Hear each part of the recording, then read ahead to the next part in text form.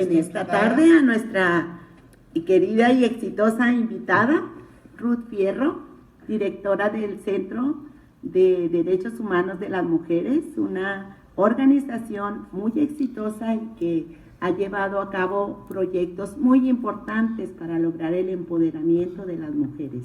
Ruth, buenas tardes. Muchas gracias por invitarnos a este espacio y por compartir, que además nos encanta. Muchas gracias. Bienvenida. ¿Qué te parece, Ruth, si comenzamos con quién es Ruth Fierro? ¿Dónde estudió? ¿Qué hace? Después de eso, ¿qué es el CEDEM? Pero primero, ¿quién es Ruth, la mujer? Bueno, pues muchas gracias. ¿Quién es Ruth? Pues, ay, qué difícil definirse. Pues creo que soy una mujer inquieta, como habemos muchas, y como podemos compartir eso con las que me acompañan en la mesa, con una inquietud pues por mejorar, me parece, las condiciones que vivimos actualmente, y tratando de pues, contribuir desde donde estamos a un mundo más justo, ¿no? Como lo mismo comparto con ustedes también ese interés por trabajar. Y bueno, pues estudié en la Universidad Autónoma de Chihuahua, soy egresada de aquí, de la licenciatura en Derecho. Tengo 6 años trabajando en el Centro de Derechos Humanos de las Mujeres, y ahora me toca estar acá. Ruth, bueno, normalmente nuestra facultad de Derecho no nos forma tanto con estas inclinaciones del derecho humanista. ¿Quién te contaminó? Pues, Positivamente. Muy bien contaminada. ¿quién me contagió? Sí. Pues debo decir que, voy a ser muy sincera, yo fue prácticamente una cuestión de casualidad. O sea, sí tenía siempre una cierta inquietud como pues sí, de utilizar el derecho. Yo creo que en todas al menos quiero pensar que en muchas carreras, pero creo que particularmente en los abogados y abogadas hay siempre una inquietud por lo que es justo, y que efectivamente muchas veces en la carrera se va desvaneciendo o como ahora sí como contaminando. Y la verdad, yo llegué por casualidad al Centro de Derechos Humanos de las Mujeres, la mejor casualidad que me ha pasado en la vida. Llegué casualmente, no, yo había trabajado en un despacho que sí tenía como este perfil muy social, pero no veía como los derechos humanos, no lo visualizaba como un espacio para ejercer mi profesión, ni siquiera conocía todo lo que se podía hacer. Y casualmente me hablaron que si iba al centro, una entrevista, y creo que en las prisas, que ahora entiendo perfectamente la dinámica, se me dijo, entra, y dije, sí, creo que entré sin tener mucha idea de a qué le estaba entrando, pero pues ya a partir de ahí, crónico, irreversible y cada vez más y apasionado, sí, claro, esto, sí. Claro, sí, ya, Sí, entonces claro. ya no se puede una salir de ahí. Y el CEDEM, te platico, pues eso, somos una organización que tiene 10 años, que se origina para acompañar a mujeres, sobre todo mujeres, niños y niñas, víctimas de violencias de género, para ofrecer un apoyo en el litigio especialmente. Así nace el CEDEM, para brindar este acompañamiento a las mujeres. Muy importante porque cuando nace el CEDEM coincide también con el tiempo en el que se reforma el sistema de justicia, ¿no? Entonces a las abogadas a las fundadoras y abogadas que estaban en ese entonces les toca, junto con los jueces y todos los operadores y operadoras de justicia, entender y aprender este nuevo sistema. Entonces esa oportunidad nos dio la capacidad de acompañar a las mujeres y explicarles y entenderlas y hacerlas una parte muy importante dentro del proceso penal. Entonces nos fuimos consolidando como esta organización que litigaba para las mujeres, niños y niñas víctimas de violencias de género. Y bueno, pues ya después en el marco de los años hasta ahorita todavía más violentos que ha vivido Chihuahua, como nos vimos en la necesidad de abrir a otros 2 temas en la organización, y que son las acompañamiento a los familiares de personas desaparecidas, y porque lo mismo, o sea, ya nos habíamos creado, creo, cierta fama de este litigio de apoyo a las mujeres, y de pronto empezaron a llegar a la puerta hermanas, madres que buscaban a sus hijos, hermanos, sobrinos, o sea, entonces dijimos, bueno, pues son víctimas también, sí, claro, y cómo no acompañarlas, y entonces empezamos en este tema. Y también, pues como por el mismo trabajo de la organización, tuvimos la experiencia de enfrentar algunas situaciones de riesgo, y esto nos hizo también conocer cómo litigar, o nos forzó pues a avanzar en caminos para litigar y medidas de protección, ¿no? Cómo responsabilizar que el gobierno asumiera la protección de las personas que estábamos defendiendo derechos humanos de otras personas. Y entonces también cuando otras organizaciones compañeras se vieron en la misma situación de riesgo, pues como ya tenía un poco el camino avanzado, acudieron a nosotros, y también sin darnos cuenta estábamos ya, yo todavía no estaba, yo cuando entré ya estaban los 3 temas, pero nos vimos acompañando ese tema. Entonces eso estamos desde hace 10 años acompañando estas temáticas. Ruth, ¿qué es eso de violencia de género? Ay, ¿Cómo la explicamos? ¿Cómo la platicamos? ¿Cómo le hacemos entender a nuestro público, a las mujeres y a los hombres que nos escuchan? ¿Qué es esto? ¿En qué cuadrito podemos meter la violencia de género? Ay, pues no sé si lo sepa explicar mejor que yo supongo que lo sabrás explicar mejor que yo, pero pues básicamente es el tema de cómo históricamente las mujeres sobre todo, estado en una dinámica de desigualdad frente a los hombres, y como en todos los aspectos de la vida nos impacta, ¿no? En el aspecto familiar, en el más íntimo,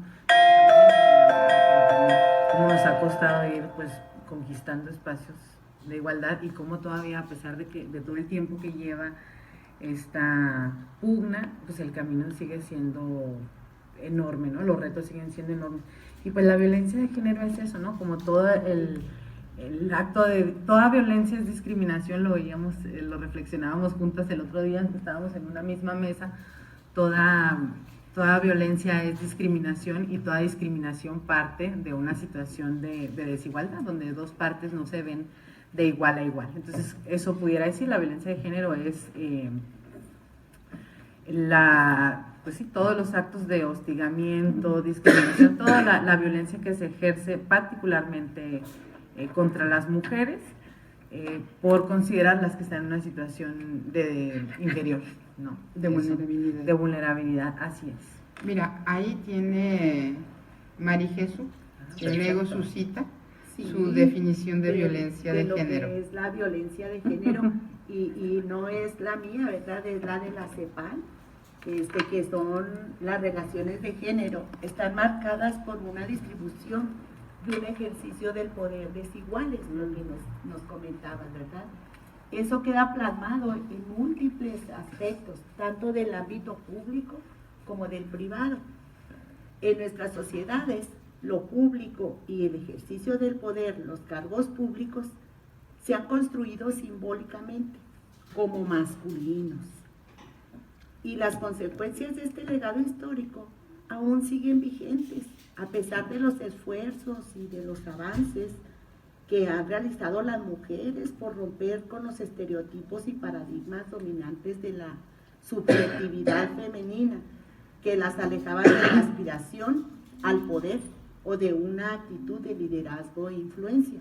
Eso así lo conceptúa la CEPAL, y pues bueno, lo vemos, ¿verdad? En la actualidad lo vemos, y lo explicabas muy bien, Ruth. Tienes una palomota.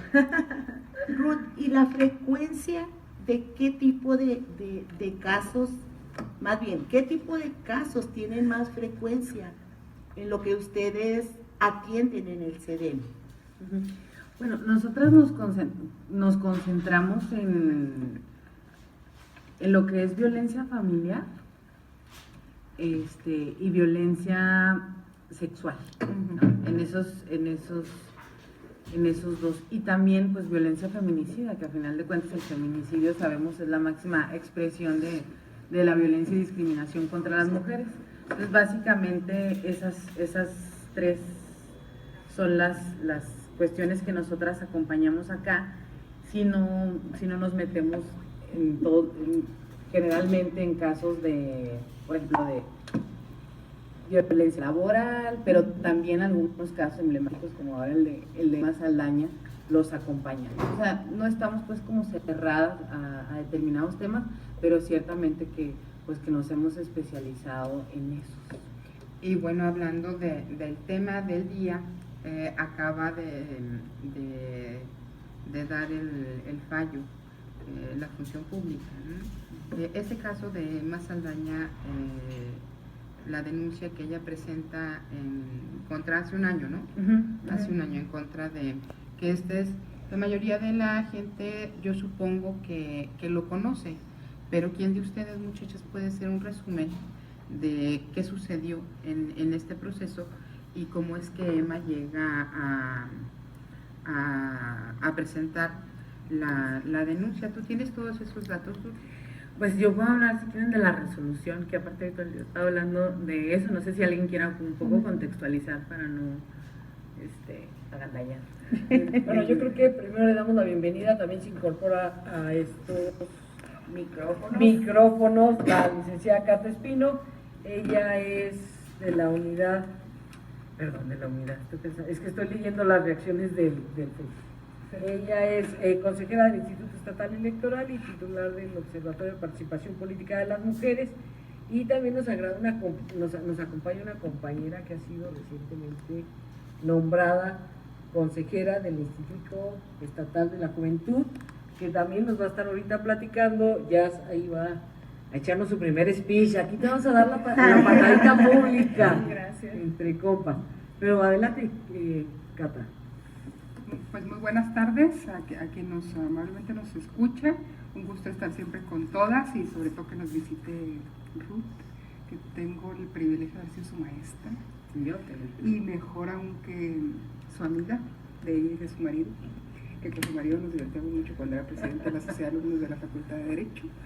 Entonces, bueno, pues estamos en un ambiente muy agradable, ¿no? Y con mucho conocimiento sobre estos temas de género que tocamos.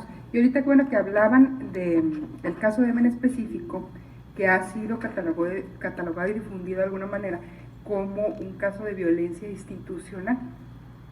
El propio protocolo de violencia política contra las mujeres define este tipo de violencia. Pero recordemos, y eso hay que aclararle al público que amablemente nos escucha, que no existe la violencia política jurídicamente hablando en Chihuahua porque no está aún como delito, que esa batalla pues se está cursando, se está luchando por ella, preparándonos en ese sentido, el propio observatorio y con las aliadas que han estado apoyándonos para poder tipificar este asunto como violencia, pero sí que existe ya en un protocolo a nivel nacional que fue editado por el Tribunal Electoral del Poder Judicial, por el mismo FEPADE, que tuvimos ya 2 foros en Juárez y Chihuahua sobre este tema de violencia política, que encuadra pues lo que el caso de la señora Emma Saldaña, directora del Instituto Chihuahuense de la Mujer, pues ha estado circulando, ¿no? Con una serie de cuestiones en donde ya fueron calificadas por una autoridad como un tipo de violencia que afecte pues a la propia función y a la propia función de una mujer que se encuentra trabajando, que se encontraba desde aquel entonces trabajando en un nivel de gobierno, en este caso un gobierno del Estado, y que en este momento sería importantísimo que Ruth nos platicara sobre la resolución. Sabemos que tienes conocimiento, como tú ahorita mismo lo dijiste, qué es lo que se está calificando con exactitud y que en un futuro, cuando en Chihuahua así dispongan nuestros legisladores, pues podrá ser un antecedente precisamente para poder definir qué sí es violencia política y qué no es, porque ahorita la realidad de las cosas es que no existe el asunto, ¿no? Jurídicamente hablando, pues, como delito, en ese sentido, como delito. Sí, pues bueno, eso, justamente lo que dices es lo que sacábamos nosotras ayer cuando estuvimos una vez notificadas formalmente de la resolución, porque como el CEDEM representa realmente el caso de Emma Saldaña, y lo enmarcábamos justo en eso, o sea, en decir, este caso, además de los precedentes que significan contra un funcionario de tan alto nivel, se da en el marco de la discusión que existe sobre la tipificación de la violencia política, y da cuenta pues precisamente de la necesidad que existe de que exista pues un tipo penal que lo abarque. Entonces me parece sí fundamental, porque pues nos ayuda a darnos la razón a nosotras de que es necesario tenerlo en el marco jurídico. Y bueno, podemos regresar, va a ser un corte Radio Universidad y regresamos con el espacio. Tenemos que jarabe para la tos. Es que me aventé 4 horas de taller y vengo. ¿Y tú te tomas? Claro que sí. Porque es También tomando. deseando donde Sí. jarabe, que tan suave, sí. Kiki, Jarabe de amor. para que salga en el video. Me encanta. Sí, quedó precioso, ¿verdad? Bájalo un poquito Ahorita que más. explique Ruth, y luego yo creo que sea muy bueno mencionar todos esos casos que posiblemente pudieran ser, Sí, pero que bueno, pues no hay un estudio todavía como para, realmente el único caso que hay documentado es el de... Y Exactamente. necesitamos legislación. sí, oye, a mí me preguntaban ahora, por ejemplo... Sigues en vivo, acuérdate. Sí. Digo, no se preocupen. Me queda claro que no tienes problema en decir nada. Pero es que necesitas más chido. Ok, sí, ¿verdad? Para suavizar. Yo mis palabras. No, pero sí me parece en reconocimiento de que son más expertas en el tema. O sea, ustedes me preguntaban ahora cómo distinguir, porque me decían, bueno, ¿cómo distinguir para las personas que nos escuchan un enlace, como decían en la mañana, precisamente las mujeres que escuchan, cómo distinguir lo que pudiera ser esto de violencia laboral, o sea, cómo distinguir entre una, digamos, adecuada o debida amonestación, llamada de atención, orden, y que ya rayan en el tema de violencia laboral. Y bueno, pues ahí le dije lo que consideré, dije, bueno, pues ya, que tenía que ver más bien pues con el trato respetuoso, porque me dijo una palabra que me preguntaba, me dice, ¿cómo distinguir entre eso y una medida correctiva? No, correctiva. Y le dije, bueno, pues es que las medidas, o sea, los jefes las medidas correctivas no es como que sean discrecionales. Dije, yo imagino que en cualquier, no nomás hablando de del gobierno, le digo, cualquier institución pública o privada contemplará dentro de algún reglamento Sí, claro, las amonestaciones, pero digo, los jefes, como desde ahí estamos partiendo de que el jefe es como esta parte correctiva cuando no es así.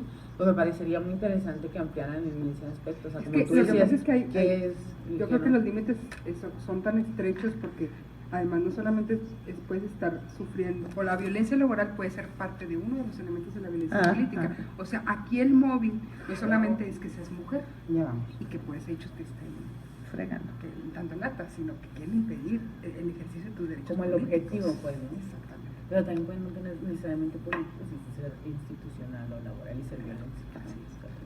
Ok, Regresamos. Regresamos con Ruth que nos estaba Ah, sí. explicando. Pero si le prestan un micrófono, no. Aquí No, está. sí tengo. Sí, no. Para la gente que nos está viendo, si estoy más alta, porque estoy. Bueno, eso, les digo, la denuncia se presentó hace un año en el marco del 8 de marzo.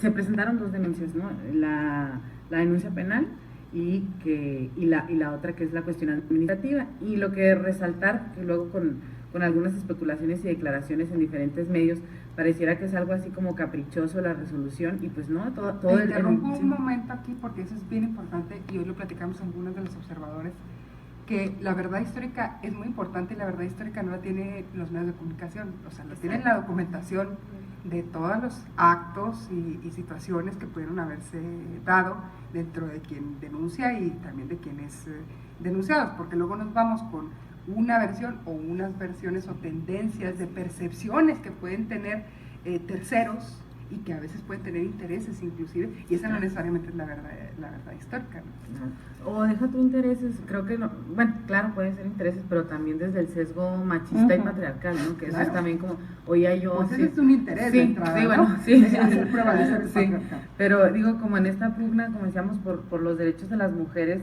eso es, pues eso es parte de lo importante de esta resolución, decir es que no son cuestiones caprichosas, sino que tiene una importancia.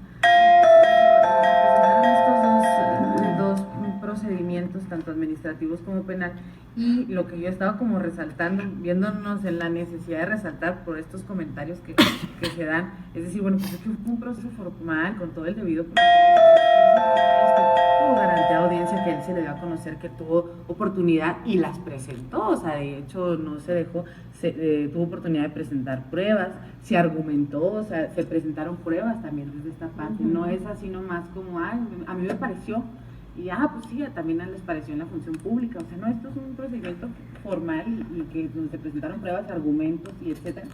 Y lo que en este año el proceso que siguió, pues eso, se recibieron pruebas, se recibieron los argumentos y lo primero en la resolución es decir, bueno, efectivamente de lo que se ha dicho aquí, se considera que existen elementos para tener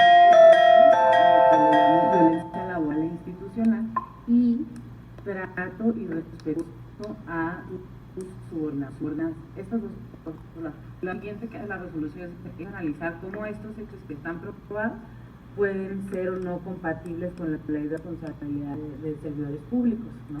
Hace el análisis y dice estas conductas que ya se discutió sobre que están probadas o no, efectivamente van en contra de la ley de responsabilidad del servicio público, porque como le marca la ley, cada servidor público deberá desarrollar la máxima diligencia de su encargo, no podrá tener como abuso del ejercicio del poder o del cargo, debe ser imparcial, o sea, como todo esto.